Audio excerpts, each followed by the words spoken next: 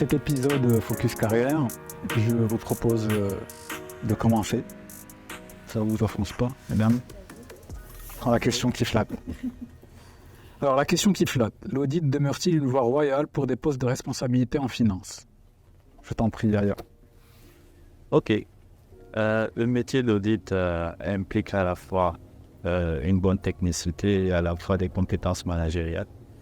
L'auditeur, en fait, sur le terrain, il a amené en fait à travailler, on va dire, dans le cadre de son activité, il a amené en fait à développer vraiment une bonne technicité en fonction du domaine dans lequel il exerce, et également aussi ce qui concerne les compétences managériales.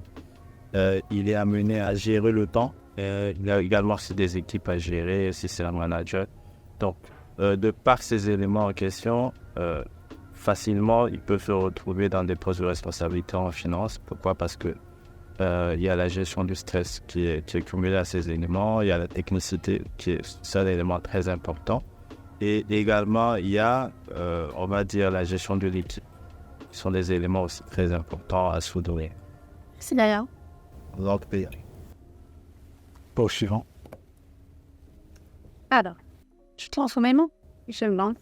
Je vais prendre la question. Ça sera pour Sarah, ça c'est sûr. Alors, est-ce possible de continuer une carrière chez PwC Maroc, selon vous dites, et une vie de famille épanouie? Donc, Sarah, ne sois pas fâchée. Alors, est-ce que c'est possible? Je pense que oui, c'est tout à fait possible. Cela ne veut pas dire que c'est facile, mais c'est possible.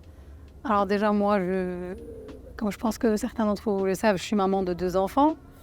2 enfants que d'ailleurs j'ai eu tout au long de ma carrière chez PwC.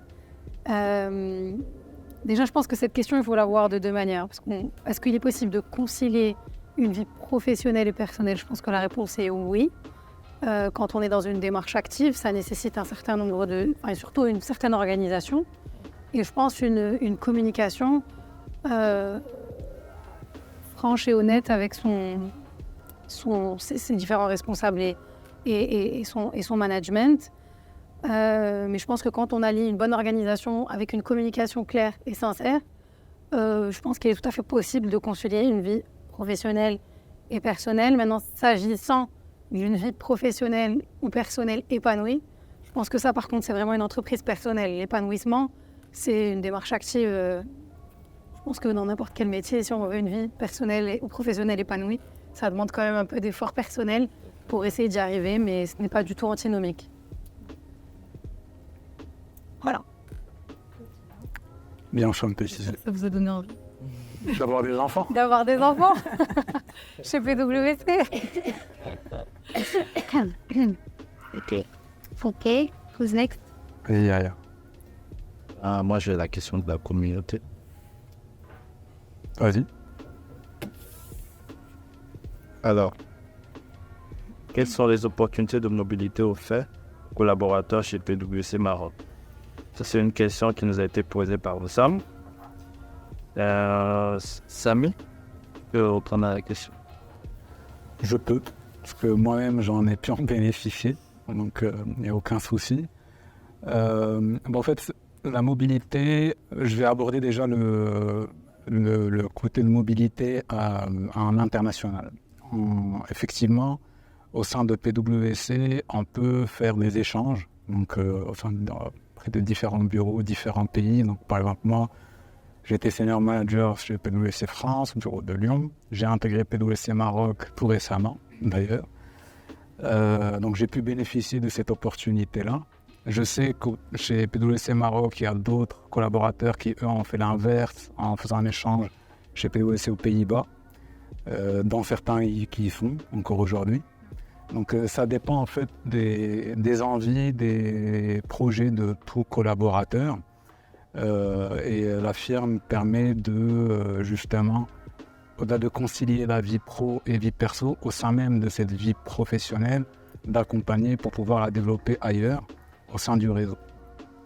Et je rajouterai aussi, je vais profiter de cette question pour rajouter qu'en termes de mobilité, on a aussi une mobilité en interne entre différents métiers que propose PwC au Maroc. Donc on peut faire Par exemple, et ça se concilie plutôt bien, vu que c'est des métiers de la finance, entre l'audit et advisory, ou avec le BAS, donc Border Assurance Services, ainsi que d'autres métiers. Donc ça dépend encore une fois du projet du collaborateur qui choisira sa voie et il trouvera certainement sa place si c'est quelque chose qui le motive. Ouais, je pense que tu as raison, Samy. Je pense que c'est important de rappeler qu'il n'y a pas forcément d'étanchéité entre le métier de l'auditeur et en fait finalement les projets qui peuvent être amenés à réaliser.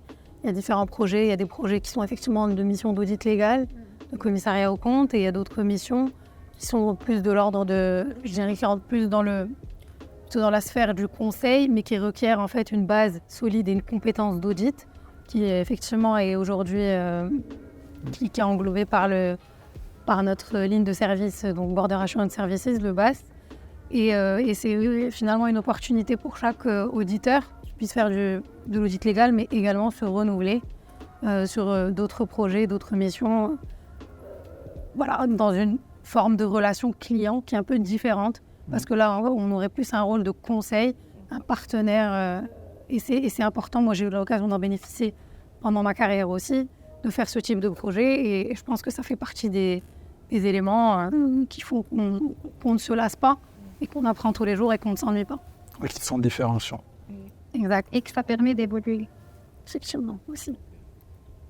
Alors, je pense qu'il me reste que... C'est à mon tour, la question Joker. Il reste moi. Alors, ma chère Oumaima, est-ce qu'on n'atteint pas, au bout de quelques années, un plafond de verre en matière d'apprentissage? À ton avis? À mon avis. Alors, à mon avis, c'est relatif. Et, je crois que ça dépend de plusieurs facteurs, à savoir au niveau de complexité des missions, l'accès à des opportunités de formation continue ou bien l'évolution de la technologie pour les métiers d'audit. C'est très bien qu'au fur et à mesure de son évolution, l'auditeur peut être amené à travailler sur des missions un peu plus techniques, c'est plus varié.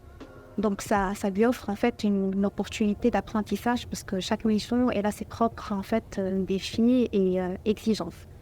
On a aussi en fait les programmes de formation continue. Les auditeurs ils ont souvent accès à des programmes de formation continue assez variés, donc ce qui leur permet en fait d'être à jour des nouveautés normatives, réglementaires et aussi en termes de techniques. Et typiquement au sein de PwC, la formation continue. Elle fait partie des objectifs d'évaluation individuelle de tout un chacun pour permettre que tout le monde soit au parfum de ce qui se passe sur le marché.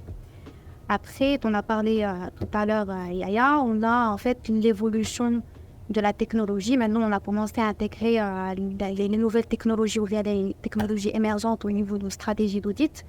Typiquement, on a commencé à intégrer tout ce qui est analyse de données, automatisation, intelligence artificielle. Donc, les personnes qui explorent, s'adaptent et développent leurs compétences en la matière, c'est des personnes qui peuvent en fait garantir une certaine évolution qui est beaucoup plus rapide que les autres.